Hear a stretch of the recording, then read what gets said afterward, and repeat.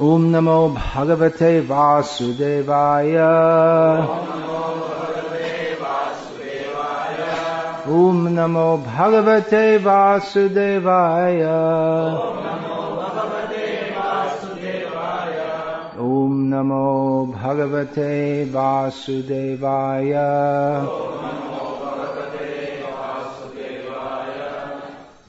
Srimad Bhagavad-gita, as it is, translation and commentary by His Divine Grace A.C. Bhaktivedanta Swami Prabhupada.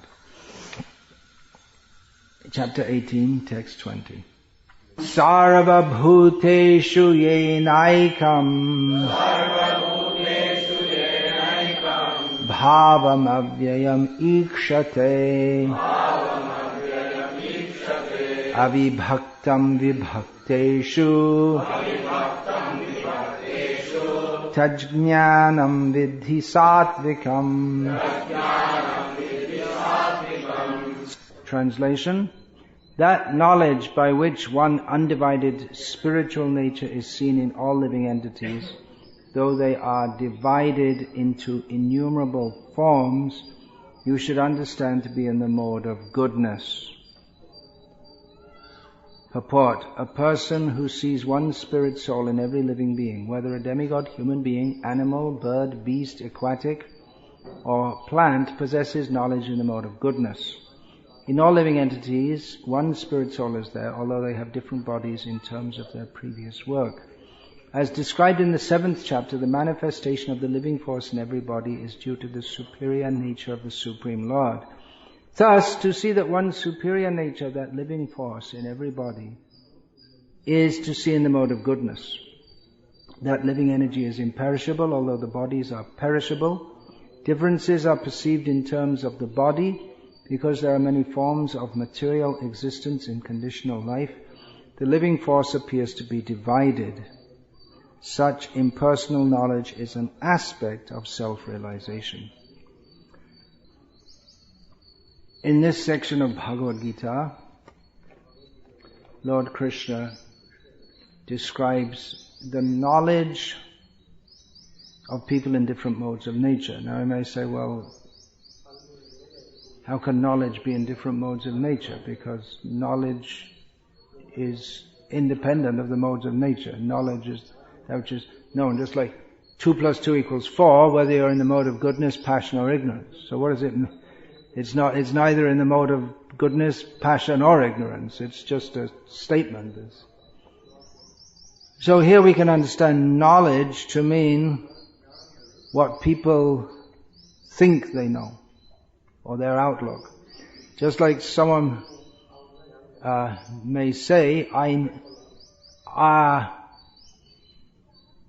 so many things. There are so many people who just know that Jesus will save them and everyone else will go to hell except those who believe this. They know, they're convinced. I know this is the right girl for me and I can only be happy if I marry her. And then a few years later, after they marry, and then they're divorced. So you know the feeling that I know this is correct. But the conviction and reality may be different. In the mode of ignorance, one is attached to one kind of work as the all-in-all without knowledge of the truth, and which is very meager, is said to be in the mode of darkness. Better than that is that knowledge by which one sees that in every different body there is a different type of living entity. That's better. It's also wrong, but it's somewhat more developed. There's some philosophizing is going on. And in the mode of goodness, the person has got it right to some extent. That there is an all-pervading oneness. It's correct to some extent. You may say, well, what's that? Why is it in the mode of goodness? Is this impersonalism? Because that's spiritual impersonalism. Why is that? Because that's not a very high level. That's not God realization in the full and proper form. Well, that's true. It's in the mode of goodness. It's within the modes of material nature. We just read a purport the other day in which, I read it during the class, in which Srila Prabhupada said the concept of God simply being very powerful as an order supplier and the idea of impersonal oneness, these are both materially tinged. Even though there's a concept of God or a concept of a personal God or some idea of a personal God and the idea of an impersonal oneness, they're materially tinged. They're not completely pure. So here, the knowledge in the mode of goodness, it's the beginning of spiritual knowledge. But it's not really escaped, it hasn't fully escaped from the material understanding. Therefore, ye nirvindaksha vimuktamanena svayasta bhavada vishuddha buddhyaha aruhya kritrena parang padang tataf patantyadho nadrita yushmadangraya. Due to the offense, actually, of neglecting to worship Krishna's lotus feet, persons who come to the level of impersonal realization with great difficulty may become liberated, but they fall down from that position. It means that in the mode of goodness they see that this world is miserable. In the mode of passion, people are very interested to enjoy this world. They see a different kind of living being in different bodies. For instance, they may see, we are Jewish and we are the chosen people, and they're also living beings, but they're different. We're a different kind of people altogether. Or the idea of the chosen people. We are the Christians. We are chosen by God. And the others will all burn in hell. In the mode of passion, one desires to enjoy this material world, but in the mode of goodness, one sees that actually this world is miserable, and cultivation of material desire, that leads to suffering, so we should not cultivate material desire.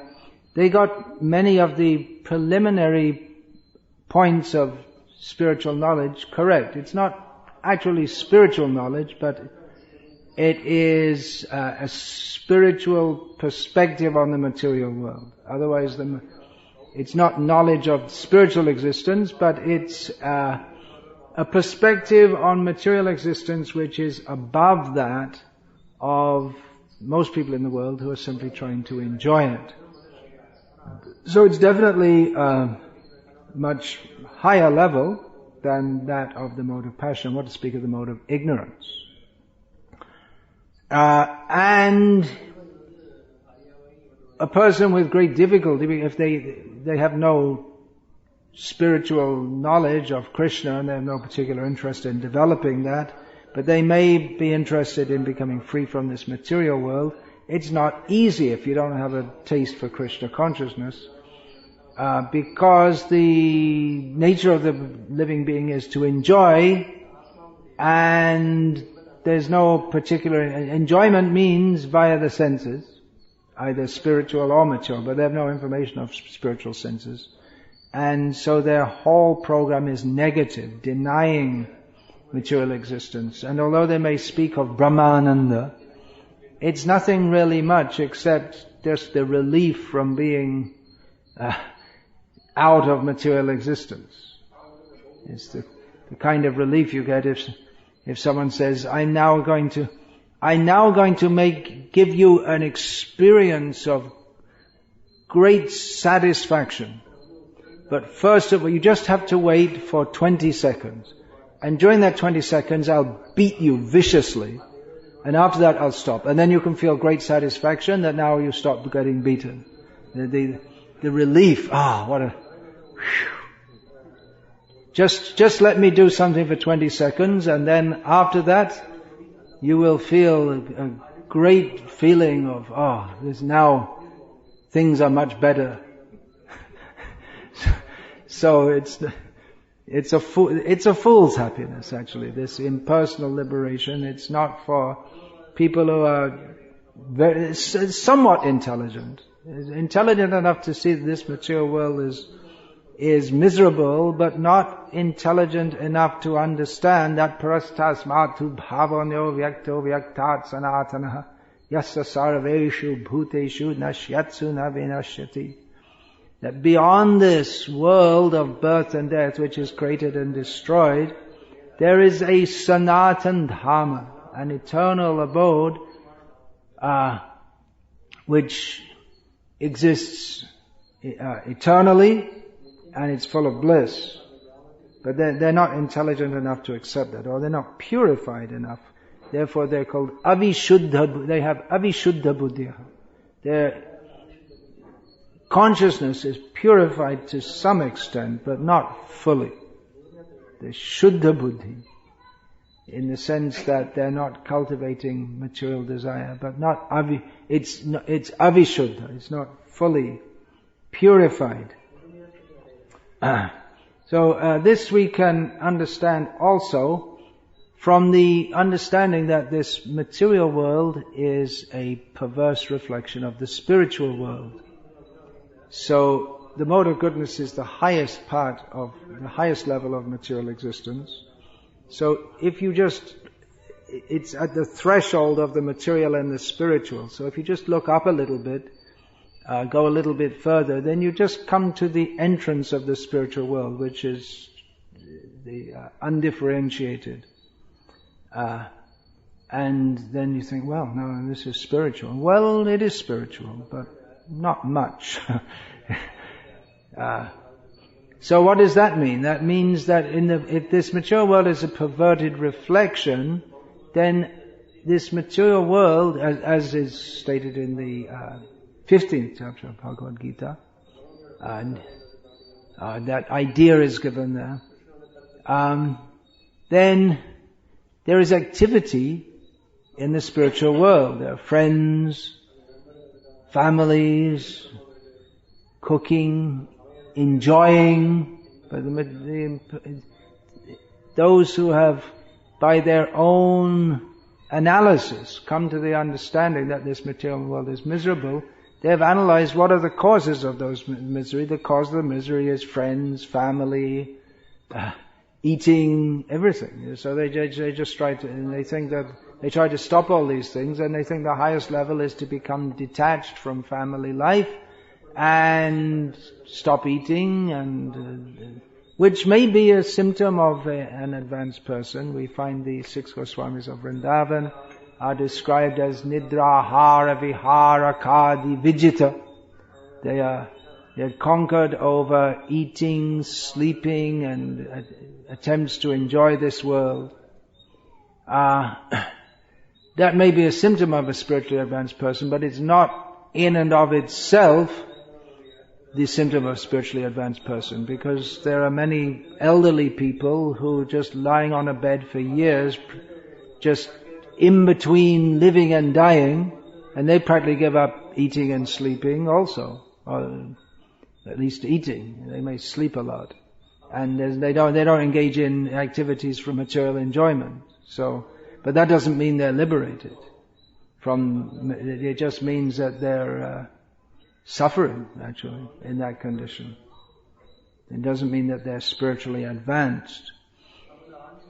So, if we think that spiritual advancement is simply to withdraw from this world, it's not really spiritual at all. It's an in-between situation. It's just like the child who's naughty in the class. Gurukul boys listening?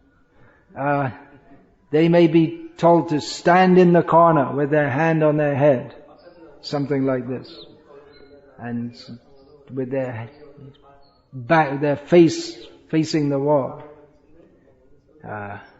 So if they do that, they stand there and keep quiet. So they're not really doing anything positive or good for themselves or anyone else, but at least they're not causing any trouble. That's the idea.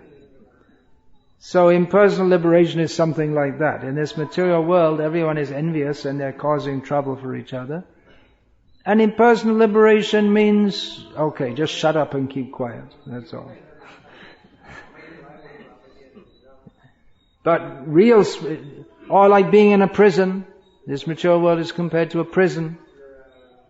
So in the prison, you can't do, or at least you're restricted from doing harm to others. But you can't do good for others either, or you can't interact with others. This is a material example. You're just restrained.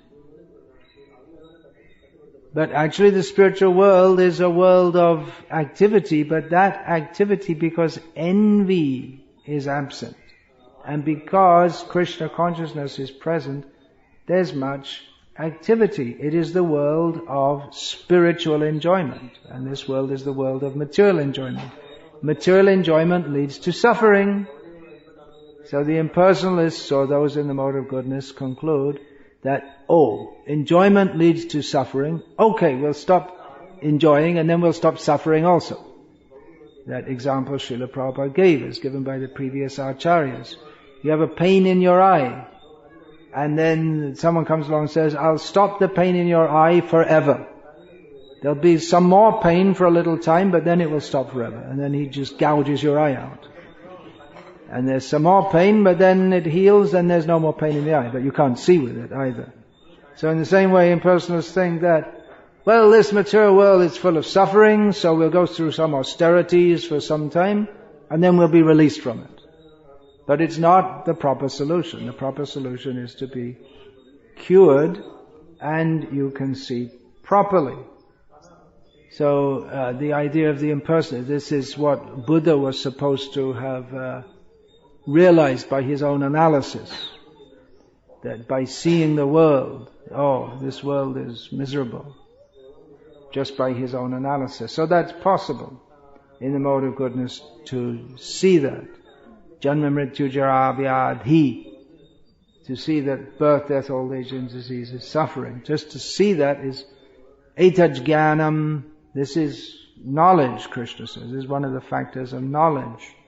But that's not in and of itself fully mature spiritual knowledge, but it's the preliminary knowledge by which one can one can go further and enter into spiritual knowledge and spiritual life. Somewhat analogous to arithmetic.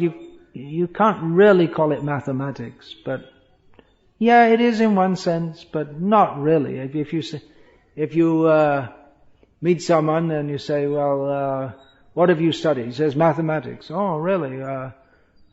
Trigonometry, geometry? No, I learned times table. 2 times 2 equals 4, 3 times 3 equals 9, 6 times 6 equals 30. So, I know the times table. That's all. That's what they call it. Multiplication. You learn, at least at school I had to learn everything. One times up to 10 or 12. And then up to 12 times. You just had to learn. So without thinking, you just say it. Do you know it? But I still have to think sometimes. Just like 7 times 12 equals 84. I had to think for half a second.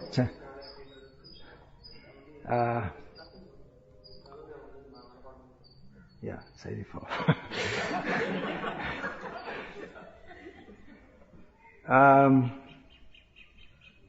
But that's not really mathematics. But still, it's something. Yeah, you can say it's integral to, well, you have to be careful when you use the word integral when you talk about mathematics. It is intrinsic to mathematics, because then you get integral calculus and all this kind of thing. But it's not really, you can't really say that someone's knowledgeable in mathematics if they can tell you that 7 times 12 equals 84. It's not really considered.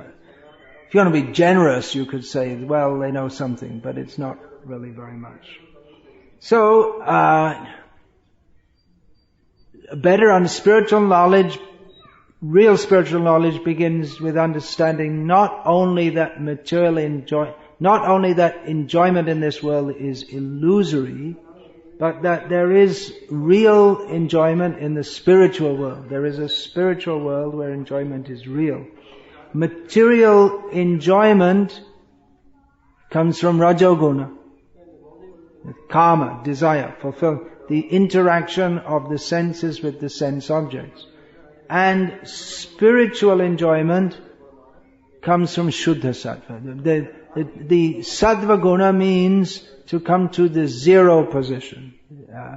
That when if material enjoyment means suffering, that means we're in the negative position.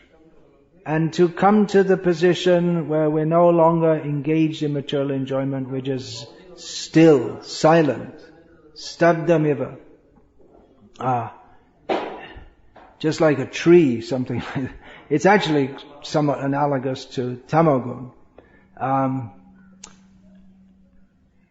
But that's the neutral position. Then the positive position is to engage in enjoyment without suffering. And people who don't have knowledge of that, they think, who don't have actual spiritual knowledge, they think, that's possible if you yourself become God. Because in the material world, when we try to enjoy, we're thwarted all the time. We're trying to be the controller. But when we try to control others, they try to control us back. And therefore, suffering is produced. But if I could become God, then I could really enjoy. So, that way of thinking, although they may not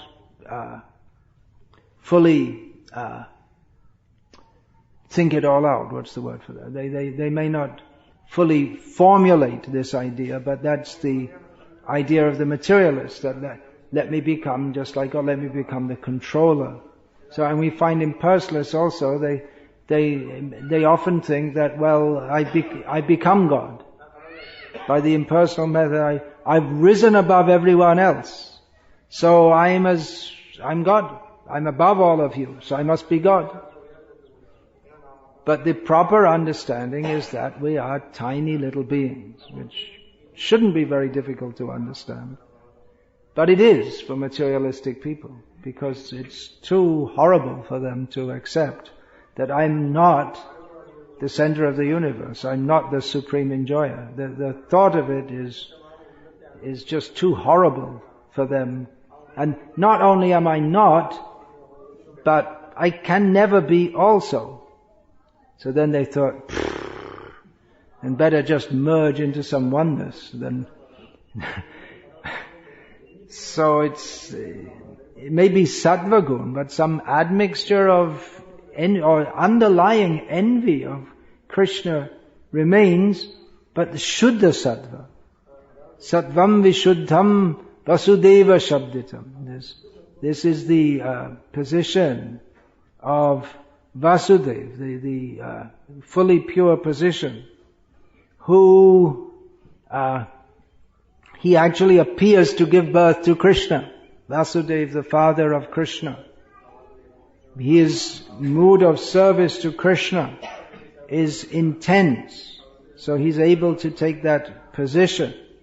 So the completely pure position is that of intense enjoyment. Rajagun, when we find Rajaguna is intense, and generally it's very intense anyway. In ignorance, people are just withdrawn into ignorance. And in goodness, people are withdrawn, but with some knowledge of the material condition. Rajagun means intense activity. So in the spiritual world, it's intense also. There are no vacations from Krishna consciousness. It's all the time intense service to Krishna, or to Vishnu in Vaikuntha, or Rama in Ayodhya. So that is reflected, the situation of the spiritual world of service to Krishna is reflected in this material world as the attempt to enjoy this world. So I may say that, Rajagun, that's the position of enjoyment, But that's not the highest position in this material world. The sattva guna is the highest. So, maybe they're right. When you see this poster of the material world, that was the first Golok chart I saw at Hindustan Motors in approximately 1979. They had a picture of the material world with the 14 planetary systems, and above that is Vaikuntha, above that is Ayodhya, above that is Radha and Krishna, and above that is Om with a light coming out of it. So maybe they're right. That you see this, if the material world is a reflection of the spiritual world, and the spiritual world is full of activity, and that's reflected in this world as Rajagun, then it should be that in the spiritual world, the highest position is just merging. But no, the highest position is the lowest position in this world, is the mode of ignorance. So, in Vrajadham, in Krishna's Vrindavan Dham, there are all kinds of activities which decent, respectable enjoyers of this world would not accept as being proper, such as a man mixing up with the wife of someone else. That's not proper. Materialistic enjoyer, but they have a sense of what is right and what... In Rajagun there's a sense of what is right and what is wrong. There is... human civilization develops on Rajaguna. And there's a sense of right and wrong, that people cooperate to some extent for the sake of helping each other to enjoy. And there is a sense of right and wrong. And there is dharma in Rajaguna. In Tamaguna there is also, but it's... then you get... what is that? Pretan, Bhutangs, Ganang, Chaiva, worshipping ghosts and spirits. There's no real sense of dharma. But in Rajagun there is a sense of dharma, that what is right and what is wrong, and we all follow this, and we're all good citizens, and we don't do anything very bad, and we all cooperate together so we can enjoy each other. That's right. In America there's this idea that this is the most advanced civilization in history because we have given the best opportunity to everyone to pursue personal happiness. This is the idea. Everyone's allowed to pursue their own personal happiness. And we have a constitution and this and that, and so that everyone can pursue personal happiness without harming others. And there's this idea, as long as you don't harm others, then whatever you do, it's okay. But they don't know what is dharma, so they don't know the subtle laws of nature, so harming others, that means it doesn't matter if you torture and kill millions of cows and chickens and so on, because even though they don't believe in the Bible, but they've inherited the Christian idea. Well, it doesn't say that in the Bible. They may or may not believe in Christianity, but even the atheists have inherited the idea, or the non-Christians have inherited the idea from Christianity, that the animals are just there for us to exploit and enjoy, and animals can't suffer because they don't have souls. So in Vrindavan, the ordinary rules don't work.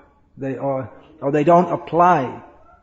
There's some idea of them, otherwise there wouldn't be any fun in breaking them. That's where the fun comes from. Krishna himself, he comes to this world and demonstrates that he is the Supreme Personality of Godhead by... One of the ways he does that is to show his might, his majesty, his grandeur, his universal form, his killing the demons, his speaking Bhagavad-gita. But other ways he does that are to incite Yudhishthira to lie, to tell Arjuna to kill Karna in a way which is apparently beyond dharma. And similarly with the killing of Drona, and Krishna can lie, and stealing, he's very famous as a thief. He does all things which are wrong according to this world. But Krishna is beyond this world. If anyone else did that, this kind of thing, they would be considered to be below the platform of civilization. which means below the platform of Rajaguna. But Krishna is above the platform. This is a very important distinction to understand, because the non-understanding of this has historically, within the last 500 years, led to the downfall of Vaishnavism, so that the Vaishnavas in Bengal had a reputation. I just came to understand by reading a book which was written by a Christian missionary in India around the turn of the end of the 18th century. That means the end of the 18th century, beginning of the 19th century. He was based in Machilipatnam, in what is now Andhra Pradesh. I think it was part of the Madras presidency at the time. Or maybe not that early, it was Madras presidency. But anyway, he was writing about different groups in India. The English were fascinated by the Indians. They couldn't work them out at all, except to say that they're barbarians. That's all they could understand about the Indians, because they presumed if one is not English, and especially if one's not a Christian, he must be a barbarian. So anyway, even at that place, which is a long way away from Bengal, he wrote about the Vaishnavas in Bengal, who are known to be very degraded, particularly sexually. So this idea that, well, we're above all the modes of nature, we're above dharma, we're Vaishnavas, we don't have anything to do with that. Well, actually that is the position of Krishna. Krishna is above, and he can do whatever he likes, however he likes. Not just that he's free from the modes of nature, and he can do what he likes in the sense that some may say, well, I'll do whatever I like. I don't care what anyone says, I'll do whatever I like. But you can't do whatever you like. You can't lift a mountain, for instance, like Krishna does. You can defy the traffic rules and drive your motorbike at 150 kilometers an hour through the center of a bazaar. You can maybe do that, and then you can say, I'm doing what I like. But there are severe limits on what we can do, what we like, because we're not omnipotent. We don't have complete power. But Krishna can do what he likes. But in the other way also, Krishna can apparently break the rules of civilized society. But when Krishna does so, because he can do whatever he likes in the other way also, therefore when he does whatever he likes in that way, because he can do whatever he likes in terms of lifting hills and making the sun appear to set in the battle when Jayadratha was to be slain, and then all the battle stopped and everyone stood still and thought, oh okay, now Arjuna has to enter into the fire. And in the meantime, the sun is up in the sky still, and meanwhile everyone's already stopped and relaxed, and Krishna says, okay, Arjuna, charge, and he just charged past all the armies who were completely unexpecting everything. So Krishna can do things like change the course of the sun. Now, can we imagine if the sun was suddenly to stop? The whole universe would be it would just, everything, even if it stopped for one kshana. I was just listening to the measurement of time in the Bhagavatam being recited. So, kshana it's a short time. There are shorter times, but it's translated as a moment. But even for a moment, if it was to stop, the whole universal order would be totally destroyed. But Krishna does it, and I guess he adjusts everything else too. So Krishna can do what he likes that way and keep everything in order, and Krishna can do whatever he likes in the way of apparently defying the rules of civilized society, and he keeps everything in order still. That's Krishna's prerogative. But if we think that, oh, okay, I'm a Vaishnava, so I don't have to follow all these things because I'm on the spiritual platform. But it doesn't work, because we're not Krishna. Krishna does so for the sake of his own enjoyment. One thing he demonstrates, that he's independent, unique, and maybe part of his enjoyment also, that people in their sense of propriety is outraged that how can he dance with others' wives. Then the Vaishnavas have to come and say, well, actually Krishna is the supreme enjoyer of everyone and everything, and it's not that Krishna is immoral, it's the people who think that their wife is their wife and not for Krishna to enjoy, they are immoral, actually. The Vaishnavas have to explain. But if the Vaishnava thinks that, well, this is someone else's wife, but I'm preaching to them, and then I'm just like their guru, and they should serve me according to my desire, then it becomes a very dangerous situation. And then one is already fallen thinking like that, and then when one engages the wife of someone else in one's personal service in a very intimate way, then the whole of Vaishnavism gets a bad name. It's not Vaishnavism. It's a misapplication of Krishna's what is Krishna's sole prerogative to be the supreme enjoyer. It's a misapplication.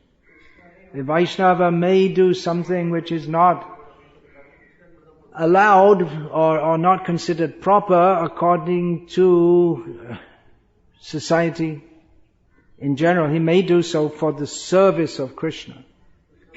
Just like here in this area, the Alvas, the Tirvamangai Alva, he is worshipped up to the present day for having engaged a gang of thieves, for stealing, organized robbery,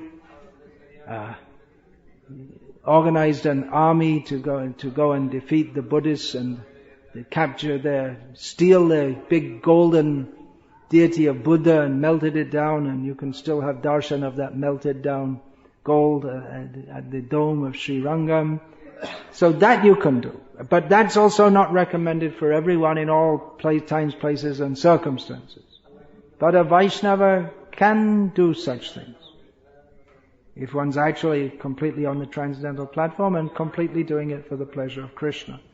But if that is attempted by anyone less than a perfect devotee, and even a perfect devotee generally won't do such things, only if there's some emergency situation he may do. But a misunderstanding, if one tries to act in such a way, in such a manner that one is not fit for, that's called adhikar langham, or overstepping one's eligibility.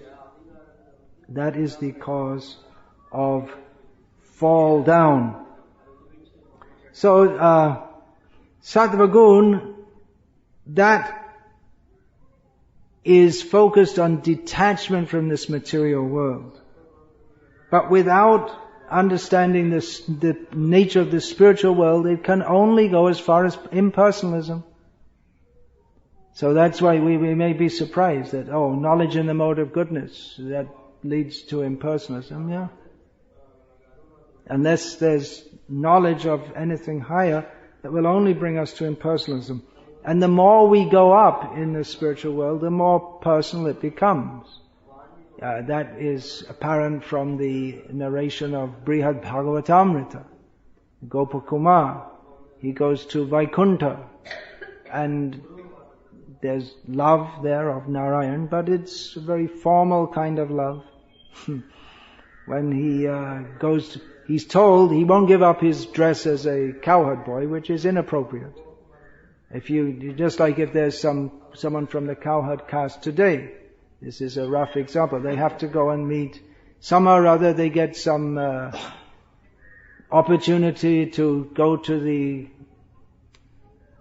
governor's house and meet the governor of Tamil Nadu. They wouldn't be expected to go in the dress that they go and herd the cows with. They'd have to put on something more like, or which closely resembles that which the governor wears. It's considered respectable dress. But Gopal Kumar said, no, I like this dress. And he was warned, well, when you meet Narayan, whatever you do, don't embrace him. And when he saw him, immediately he spontaneously ran to embrace him. He was, stop, don't do that. So you can have darshan of him, but you can bow down and offer prayers. That is correct. But he didn't fit in there very well, so they sent him off to Ayodhya.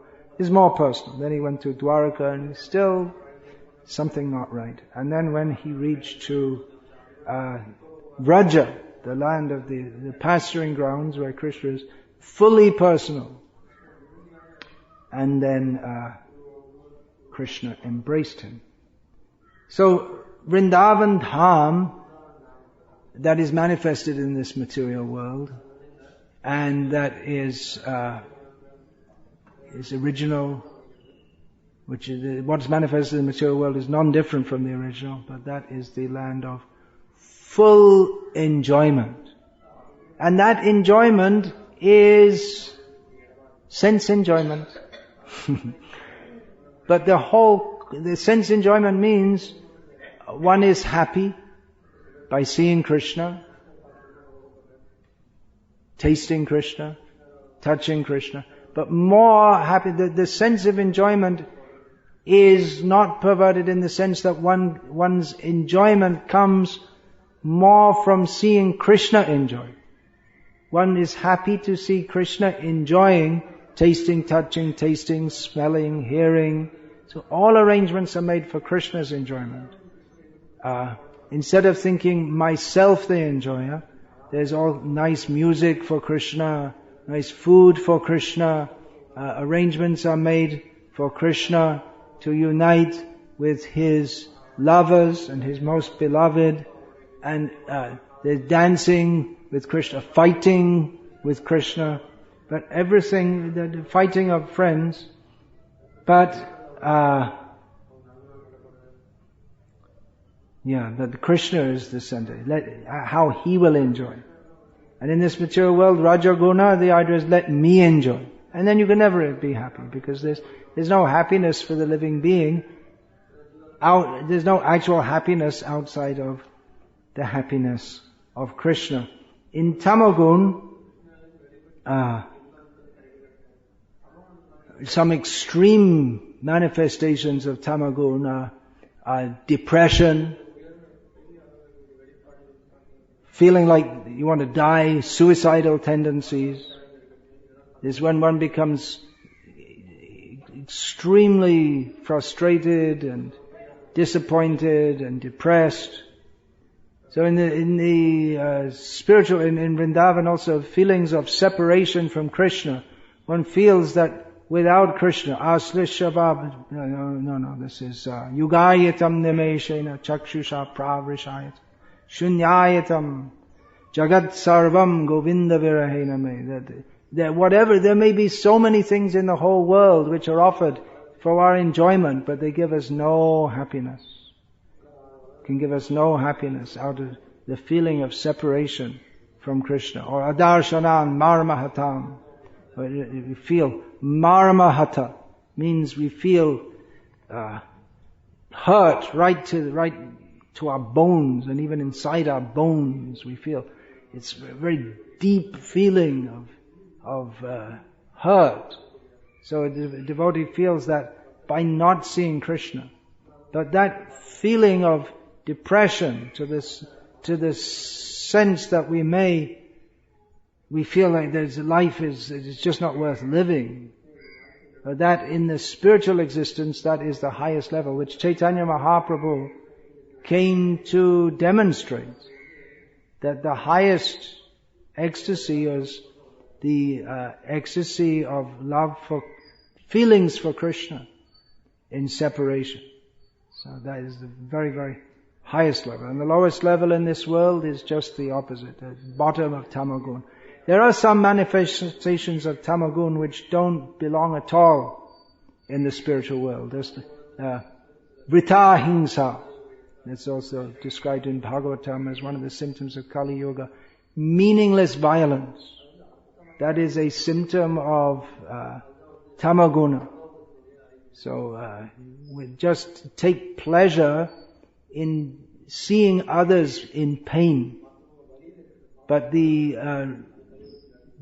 so there's no giving pain to others, but that is a perverted reflection of in the spiritual world where the highest pleasure is taking pleasure in giving others pleasure, and specifically Krishna, and specifically Radha and Krishna.